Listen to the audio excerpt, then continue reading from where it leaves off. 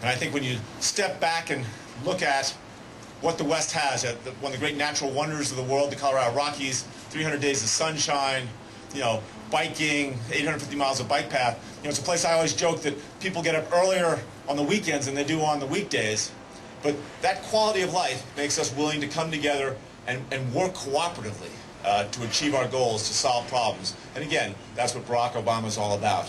We don't pick sides based on parties. We try to, once the election's over, we put down the weapons, we work together, we collaborate to find solutions and move this country forward, and that becomes more important every year that goes by.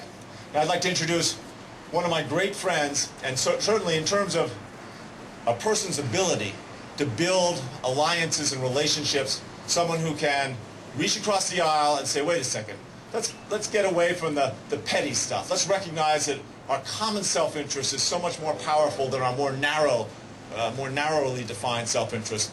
If we can work together on some of these issues collaboratively, we can accomplish huge, huge things. And that is Ken Salazar, a senator who is, I think, one of the most visionary and talented senators in the entire U.S. Senate. Thank you, Mayor. I want to welcome all of you here to Mile High, Colorado. We are 5,280 feet above sea level here. And it's very appropriate that as we launch the convention and we welcome the world here to the state of Colorado, that we take the inspiration from the West, from the grandeur of our Rocky Mountains, and we move forward with a united Obama-Biden ticket that will change the world forever. I think the three of us represent in a way what Colorado's about. We all, I think, have found a way to talk to people of this state about issues that really matter to that people. It's no secret that in Colorado there are more independent voters than there are either Republicans or Democrats. And in part that is, I think, a statement about where voters are with respect to party politics. And I really am happy as well that Barack Obama gets to make his acceptance speech here at Invesco Field, which I think is that night sort of the place where the statement about what has happened in the West and the political landscape in the West will be told best.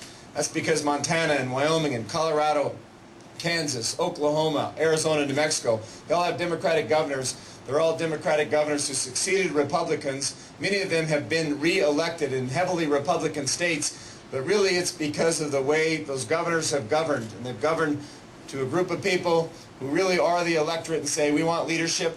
We want people who are about change. We want people who really will take this country forward in a better and a different way. Much has been made of the success that you've had turning Colorado from a red state into at least a purple state. And it's been attributed to understanding, or in Senator's case, representing a rugged individualism.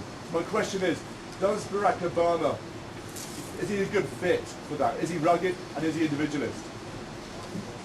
I've known Barack as a dear friend, and I think what people need to understand about Barack Obama is his history. I mean, here is the son of a mother from Kansas.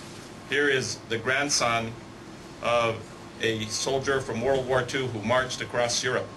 Here is a son of a father from Kenya who came to America looking for freedom. And so I think when you put all of the different elements of Barack Obama together, and you see the choices that he's made in life, he's a kind of servant leader that Bill Ritter is. He's a kind of servant leader that we want to have in the White House. He's not going to be beholden to anybody. He's going to make sure that those great challenges that confront our nation and our world are in fact addressed. When he graduated from Harvard Law School and he was on law review, he had lots of choices that he could have made that would have been in personal pursuit of wealth. He made another choice, and that was to go out and serve the public. So I think when you look at Barack Obama's life story, his work on the Foreign Relations Committee, his work on the Veterans Affairs Committee, his time in the legislature in Illinois, and his service to the public in community service, I just think there is no one who would be better to represent us as President of the United States. And I think that those values will transcend well here in Colorado. I think Coloradans, as they get to know Barack Obama, will certainly make sure that the 9 electoral votes here in Colorado are cast for Barack.